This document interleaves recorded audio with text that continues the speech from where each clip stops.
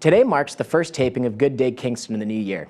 To kick things off, we'll be sitting down with Kingston resident and the newly elected state representative of Plymouth's 12th District, LaNatra, to learn a bit more about our newest delegate on Beacon Hill. But first, I wanted to highlight a fantastic event that was held earlier this month on the Jones River, the Jones River Landing's annual New Year's Row. Die-hard rowers converged at the Adina and headed against the wind and current, paddling rowboats, kayaks, and canoes to the Jones River Landing. Pine Dubois, president and executive director of the landing, was kind enough to dig out a canoe and 3 life jackets, which allowed my family to join in on the fun. The event concluded with a tour of the Stephen Drew Heritage House, which was recently purchased by the Jones River Landing Environmental Heritage Center in part with the support and confidence of CPC funds and a town meeting vote. We will be joined by Pine Dubois on an upcoming episode to chat about some of the exciting work that is being done at the Jones River Landing Environmental Heritage Center in 2019. But for now, sit back and enjoy this episode of Good Day Kingston. Kathy, thanks for coming in today. It's great to see you. Thanks, Josh. Thanks for having me. I think the last time I saw you, you were on a TV monitor at the State House being sworn in. I was. What a great day that was. Long day. I have to say it was a long day. I brought my family in, and my campaign manager was there and another dear friend, and my parents, which was very nice for them. My children and my husband were with me on the floor, and after 2 hours, it was very exciting, but after 2 hours, they were starting to melt a little bit because it was during lunchtime and we were all starving, but it was a very exciting day. Well, I was in the overflow for the overflow. Yes. I was on the 4th floor watching in the hallway, so they had some seats set up, and I was with the folks who didn't make it into the chamber, but it was a great day. It was really a great exciting day. And great day. Fun to see some new faces and some familiar faces as well. Yeah, a lot of it. We have a big class, so it's 25 are in the freshman class for state reps, and that is a large class. It's usually typically 12 to 16, and a majority of them are women, which is nice. That's exciting. And nice is to see. The size of the class just because there's that many fresh faces at Beacon Hill or on Beacon Hill? There's that many fresh faces. Either they ran against the incumbents, or it was an empty seat, as mine was an empty seat. That's great. So maybe statewide we can expect to see some changes in policy. And maybe. Great. We have 33 women now total, so that's up from 26. Very exciting. Yes. Very exciting. Yes. Well, congratulations again. Thank you. You know, for many people who are watching, you're a very familiar face. You've been a huge presence on a number of boards and committees in the town of Kingston. But for folks who are at home watching who haven't met you, can you just give us a little bit of background about yourself? Sure. So I live in Kingston, obviously. I've been there since 2000. I live there with my husband, who also works for the town of Kingston. He's a police officer in the town of Kingston. We have 4 children. 2 are adults, so one is 25, still living at home, saving for a house. And then I have a 23-year-old who is leaving Mass Maritime to go into the service. And then we have a daughter who's 13 in 7th grade, and we have a son who is going to be 12 next, oh gosh, in a couple weeks, and he is in 6th grade. Very exciting. Now, did your kids go through the Kingston public school system? They did. So both boys graduated from Silver Lake High School, and Lydia is at the regional high school and the middle school, and Jack is still at KIS. That's great. Yeah, that's great. Yeah. So where were you prior to Kingston? What brought you to the area? What was the big draw to settle down? In Kingston south. and you know raise a family here? Funny stories. So I grew up in Hanover. My husband actually grew up in Brooklyn, New York. And when I was looking for a house, my first home that I purchased was in Rockland. I was 23 and I purchased my first home, and that was in Rockland. And lived on a main street, wanted to have children, didn't want to live on a main street, wasn't really happy with their school system at that time. So we wanted to move back to Hanover, but couldn't afford Hanover at that time. So you would go south. You know, when you went south, the prices of homes were less expensive. So that's how we actually wound up in Kingston. And you know, with your background in real estate now, are you seeing that trend continue, or? I do see that trend. You know, people move further and further from the city so they can afford it, but that they still have to commute into the city. And if you've commuted in the city recently, like I have, it's a commute. Yeah. There is, no matter what time of day you go, you're waiting in traffic. So how many years ago is it? How long have you been a Kingston resident? 18. 18 years. 18 years, 19. Yeah. So knowing that you have a number of kids, your husband, and I think you have some four-legged family members as well? So we have 3 dogs. Yeah. We have Oliver, who worked for the Kingston Police, but is now retired at home and enjoying retirement. He's put on some nice weight, and he gets walked daily and loves it. And then we have Valet, who does work for the Kingston Police Department, who is still a little wild and needs to be tamed a little bit more. And then we have Bella, who's a little Lassapoo. Not a member of the Kingston Police. Not a member. He is a family member. She is the only female dog, so she is a family member. And then, of course, we have Trixie the kitty. Yep. Yes, it's like a farm at my house. Well, I have a hard enough time with a 3-year-old getting him out the door and getting myself to work. What's a typical morning look like at the LaNatra house? Well, there's never a typical morning. As I said, Mike works for the police department, so you never know what shift he's on. They work, it's called a split shift. So he works 2 days and then he works 2 overnights. So he's either coming home or he's getting ready for work that morning. And then the adult children do their own thing and they're gone and they can take care of themselves. But then we have the daughter who now has to get up very early because she's at the middle school, so that's always a treat trying to get her up. And then once she's up and out the door, then we have Jack to get up. But he's, the boys have been pretty self-sufficient. It's the daughter that needs her sleep, I'm finding. But she's also a competitive athlete, so she really does need her sleep. And, you're feeding the animals, and then who's going to the gym, at what time someone's going to the gym, are they going to be home? It's pretty crazy. Did you eat breakfast? Did you brush teeth? It's one of those. And then getting yourself ready and out the door. Yeah, it's always a treat. I'm sure, yeah. So you have a very impressive history of volunteerism in the town of Kingston. Can you tell us a little bit about your experience working in the town of Kingston, volunteering in the town of Kingston on the various boards and committees that you've served on? Sure. I actually started on the Recreation Commission, and that was probably 10, 11 years ago. And the reason I got started with that was this woman, Nicole Peterson, who used to live in my neighborhood, has since moved to Vermont. But in my neighborhood, we used to play bunco. And bunco, for those not familiar, are you familiar with bunco? No. So it's a dice game. And we would play once a month, and it was 12 women, and we would play all night. And somebody was up on the rec commission, and they're like, you should run for that. I'm like, do you think so? What does that entail? And that's actually how it started. So I started on the rec commission and really thoroughly enjoyed that. We, so many things that we did. We did the basketball courts, the Great Speech Project. At one point, we were going to put new fields in behind Pottle, which turned into such a fiasco. But that never came to put. But it was a great committee to start on. And then from there, I became the Recreation Commission representative for CPC. So CPC was just a great thing. You're giving back little projects for the community that could be done through CPC money, and applications would come through and you would go through applications and that type of thing. So I started with CPC. The Affordable Housing Trust is something that was started 2 years ago, which is very important to me, being a realtor and having children that I want to be able to afford to live in our community. It's astronomical. Even though people are going more south to afford it, it's really not affordable, and especially for our seniors too. And that led to Board of Selectmen. Why did I run for the Board of Selectmen? I'm trying to think why I did. But that was an interesting experience. So that was really my first campaign, so to say. I really didn't, everything else was just word of mouth, or Selectmen was like my first real campaign where I had to buy signs and do interviews and those types of things, debates, and that was really fun. And I enjoy my time on the Board of Selectmen. I've really enjoyed my time on the Board of Selectmen. And that has brought me to running for state rep,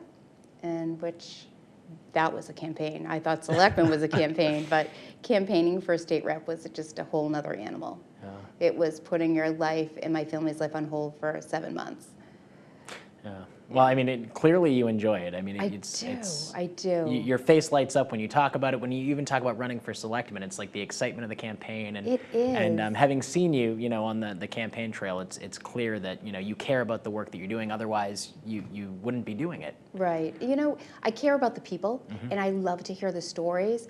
And polling day, so the election day, you know, the weather was atrocious, and I stood in one spot from 6:30 in the morning until 8 o'clock at night in the pouring rain, and it was like win or lose. I said to myself, win or lose, I met so many amazing people through this campaign that have become my really good friends, and some of them are so close to me, they're like family. So win or lose, I had that. Yeah. And that's why I continue to do what I do. And to be able to support them and to be able to help our whole district instead of just our little town of Kingston, I have a large district and I'm able to help all these people. That's what excites me, like to make a little bit of a change. And seeing, you know, my senior, I neglected to mention my senior population. I volunteer at the senior center, which I walked in one day wanting to do Meals on Wheels, and they needed a bingo caller. Which is one of the most coveted volunteer jobs in Kingston, I understand. Oh, the bingo caller? Yeah. Well, I really did not know what entailed being a bingo caller. I'm like, hey, call a few numbers. Well, it was a day of training. And let me tell you, you cannot mess up at bingo with my 80 people that do bingo. So walked in for Meals on Wheels and wound up becoming a bingo caller and doing Meals on Wheels. So they're like my family. The seniors in Kingston are like my family. Well, I think you answered my next question, which was what drives you to serve? I mean, it really seems like it's those personal relationships and being in a position where you can have those relationships and then work to improve, you know, the lives of those people who you've met, you know, over the course of your time in town. Right, right. It is. It's, you know, throughout my various careers that I've had, I've been in sales, I've owned my own business, and everything about those businesses and about sales was creating relationships. Really, that's what sales is, right? You're creating relationships. You're not really trying to push something on someone, because that's not who I am, but it is creating these relationships. And through that, it's like, what can I do to help this person? Or what can I do to help this person succeed? I love to see people succeed. Yeah. Now, one of the things that I'm really excited about, and it seems like, you know, you found what you were passionate about, and it started with recreation, and it grew to something else, and now here you are representing the Plymouth 12th District at the State House. If somebody's watching at home and they're, you know, passionate about service, they don't know where to start, what would be your advice to somebody who's tuning in and wants to get involved but just doesn't know, you know, where to go, or needs that push to you know, go and do it? Funny that you ask, because I just had a meeting with someone the other day from another town that really wants to become involved. She's like, where do I start? Do I, you know, I'm like, well, what about, you know, school committee? Great, if you have children in the school system. PTO, you have kids in the school system, you want to get involved. Start by volunteering in the classroom.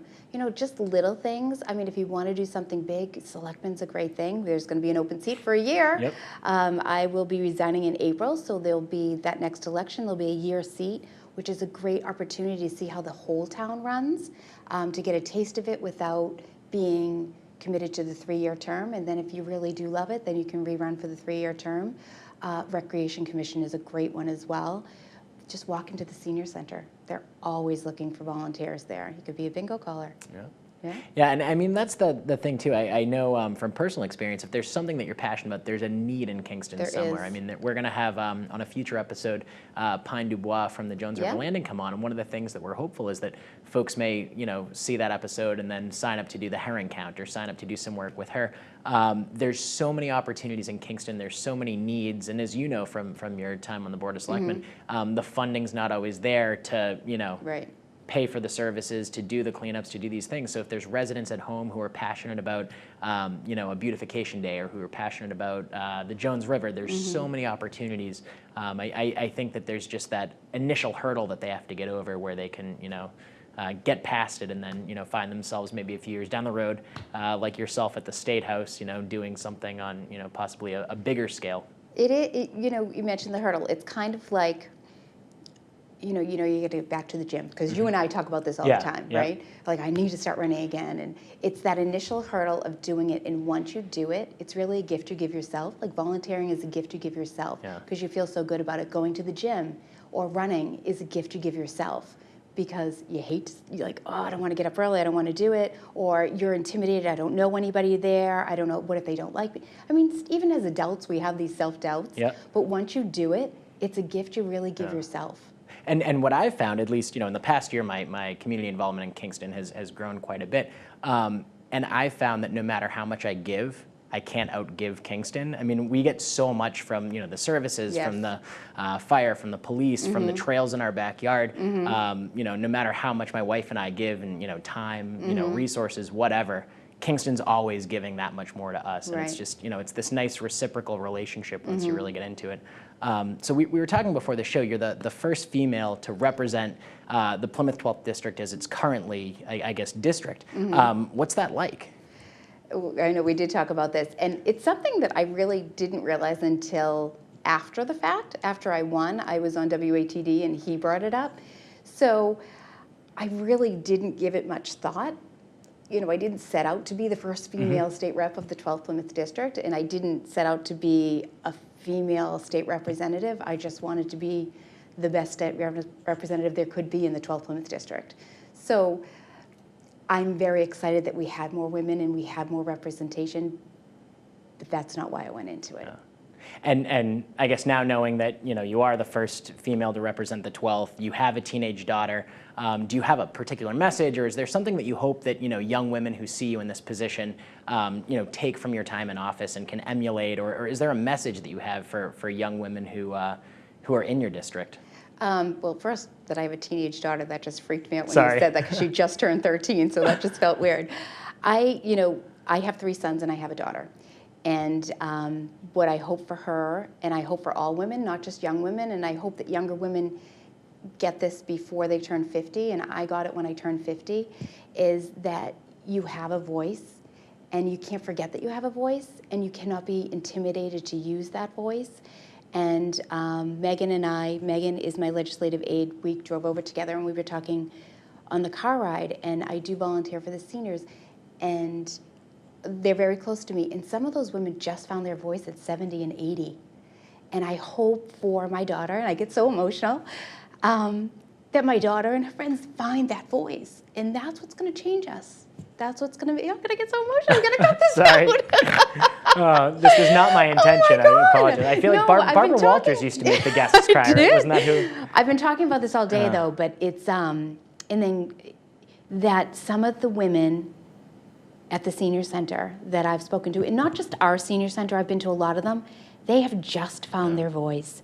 And to think that they lived 85 years and they've had wonderful lives. They've taken care of their children and their husbands and the whole thing, but they forgot about themselves.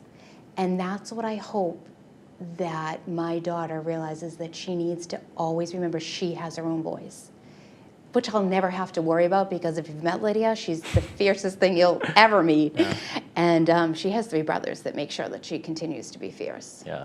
We're gonna have to cut that out. No, this this is good. I mean, people can see that you're clearly you're passionate about the work that you're doing, and you have this message for young women who may not have found their voice yet.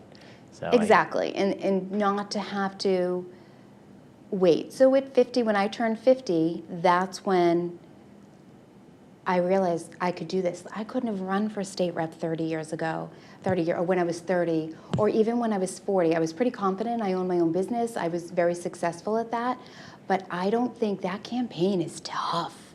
And as thick as you think your skin is, you get beat up. And I won, and I got beat up. So I don't know how I would have felt if I lost, but I want women to realize that at an earlier age than I did, and be strong then. Now, do your kids have sort of the same, interest or drive for public service, or is this something that, they haven't yet, tapped into? Hard to say. They've always volunteered their whole lives, because I was brought up volunteering, so they've always been brought up volunteering for things. Races. I used to race all the time. Yeah. I used to do the mud races, so they would volunteer for the mud races because they weren't old enough to do them, or collecting coats for but it was our everyday life. Like, so they didn't know that they were actually volunteering. Yeah. It's just something that they thought they were supposed to do. If you grow up around it, it's the normal. And it's the norm. Yeah. And I was brought up that way, so they have that in them. I do see my youngest, Jack. He was at the State House, and the questions during the whole swearing in, he's behind me, and he's like, so what's this? What are they saying? He, I think, will have a feel for public service maybe at this extent. Yeah.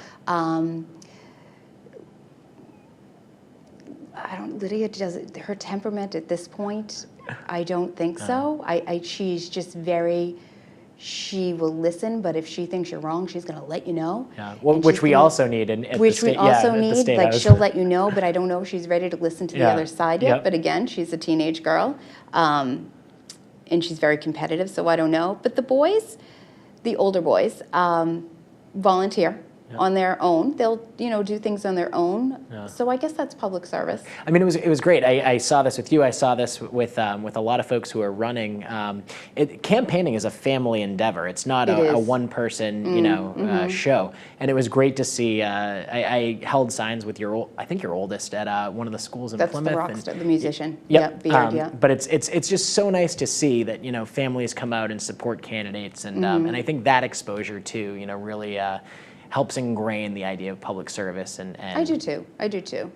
Yeah, you don't want to get them too involved. It's great that they hold signs and they do things, but when it gets ugly, you kind of you want to protect them. You want to protect them, especially the younger ones. Yeah. So Beacon Hill is very different than the Kingston townhouse. So what's that transition been like, going from the Selectman's office at the Kingston townhouse to I understand you're in the bullpen for a short period at the State House. What's that transition been like? So it's been a very short transition. I'm in that transition now. I was just sworn in on Wednesday. I was there Wednesday and Thursday. Friday I was in the district. Today is Tuesday. Monday I was in the district. Today I'm in the district. I'll be in the State House Wednesday and Thursday in the bullpen again. The State House is just magnificent.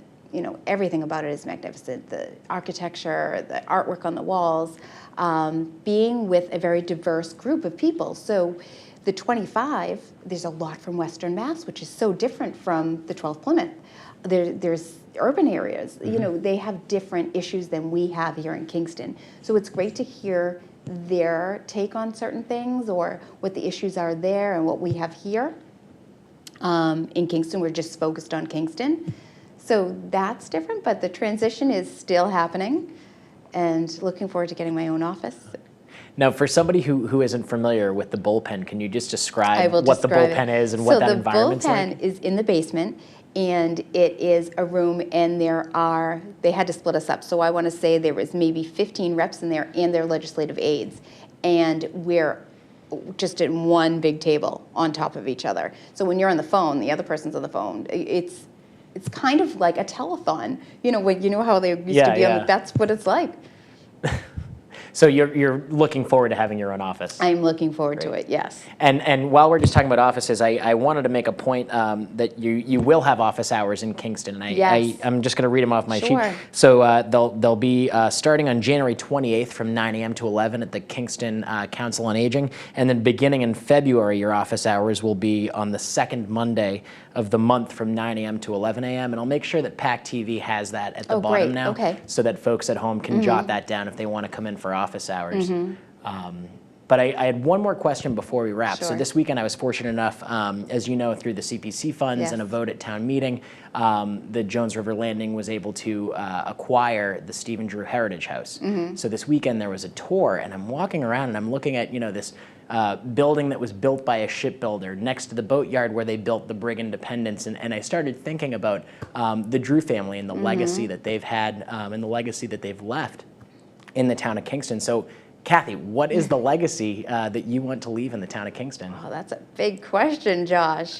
But just to go back, that's a fascinating project, isn't it? Yes. That's going to be, when that's done, it's going to be sensational. Yeah. I'm really looking forward to that. And I did see your picture. You did row. We did row. Pine was kind enough to pull out a canoe for us and 3 life jackets. I saw that. We went out under the 3A bridge and then up under the railroad bridge, and it was a fun day. I was disappointed I missed that. I had a meet this weekend. But to get back to your question, I was trying to sidestep it. But my legacy, I want people to just remember that I was an authentic person, and I really want to do the best for our town and for the people in our town.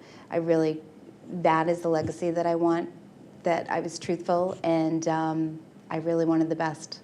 Well, you're certainly headed down the right path, and I think the message that you're sending to Lydia and to other young women is clearly to find your voice and to not be shy and to speak out and to to be an active member of the community. Be an active member. Follow your heart. That's a big one. Follow your heart, and don't be intimidated by other people, because everybody has stuff. Yeah. And when people realize that no one's perfect, and everyone has stuff, and most of us want to do the best that we can. Yeah. And we all have something to share. And I think that's, we all have a story. If we're all, out in the community sharing our story, but sharing our talent as well as you are, I agree. Makes for a much stronger Kingston. So. Yes, I agree. Well, Kathy, thank you so much for coming you. on. It's been great, and I'm sure over the course of your term we'll have you back on. So I hope so. I hope you I won't get emotional the next time. I'll bring the Kleenex. Well, thank you again. Thanks, Josh.